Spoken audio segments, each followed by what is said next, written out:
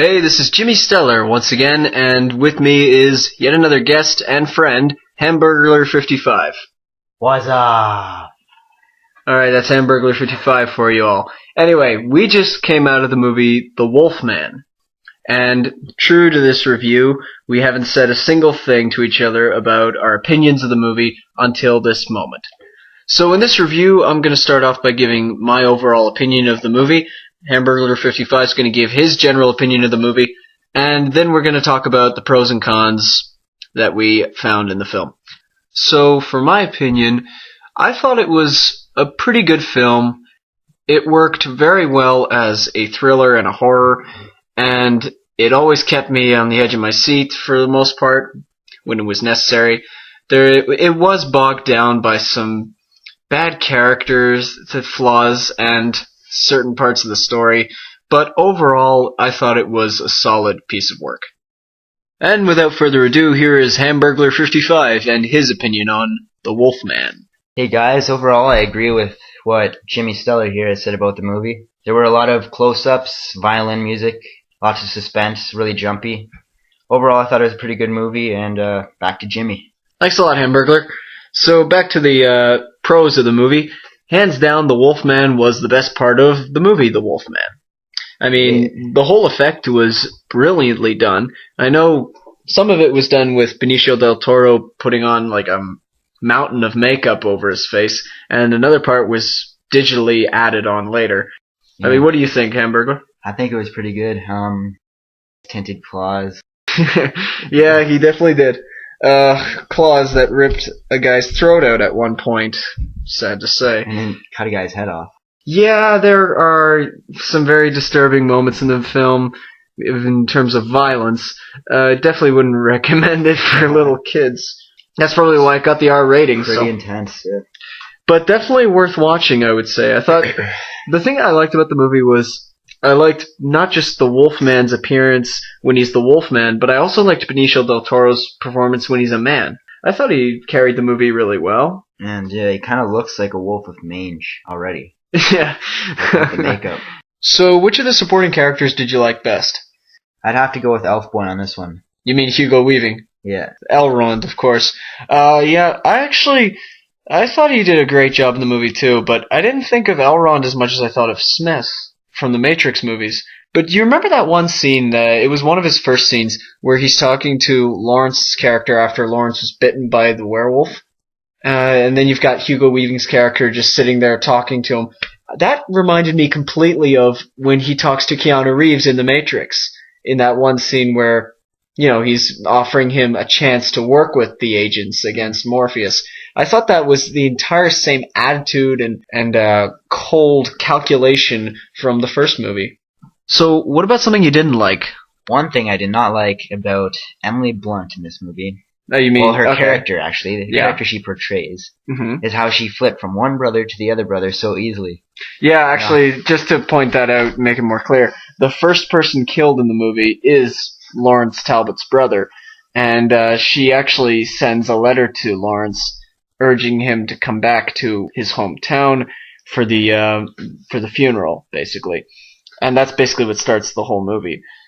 And you know what? I gotta say, I do kind of agree. I think that was the most generic part of the movie, though. The whole falling in love with, I don't know. But now that we've finished watching the movie and we've had quite a bit of time to walk away from it with our thoughts and all that, what really sticks out in your mind about that movie? What are you going to take away from it?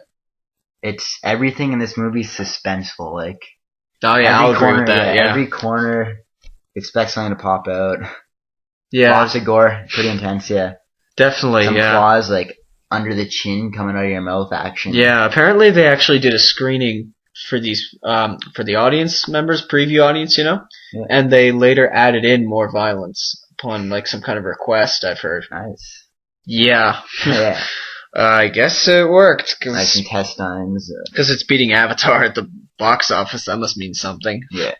I should say this. This is actually the first Wolfman-related movie that I've seen in a long, long time. So it's hard for me to make any judgment based on other movies about the Wolfman. One thing that actually reminded me, did you see, was what was the movie called? An American Werewolf in... An American Werewolf in London? Yeah.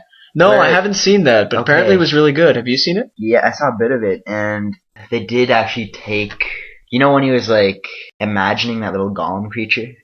Yeah. Yeah, okay. Yeah, that little thing. Yeah, that whole thing. Same thing happens in American Werewolf in... Really? Yeah. Huh, that's Yeah. really interesting.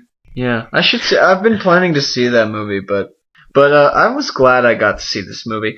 Aside from the, of course, the generic love scenes between Lawrence and Yes. Emily Blunt's character, I can't even remember her name. I think it's Gwen. Her name's Gwen. I think so. Yeah, the generic scenes between Lawrence and Gwen aside, I thought the movie really, it did a good job. Of course, the absolute highlight moment of the movie, in my opinion, is when it's featured in the trailers when he's strapped to the chair and all those people are watching just to see if he really is crazy or whether, Yeah. and he starts to transform right there in the crowd, and I thought that was really well done. All the transformation scenes were the highlights points of the movie. Yes, but this one in particular was really well built up. It was really interesting to watch, and the whole effect of his transformation in the middle of London was just really cool to watch, really thrilling. Yeah. You know? Have to agree there. Yeah. Well, so was there anything more you wanted to say about the movie? Well, I was somewhat intrigued by I suppose you could call it a reference to Silent Night, Deadly Night 2. Oh no, please don't do this. Seriously? No, just go ahead. Okay, yeah, with the roadblock.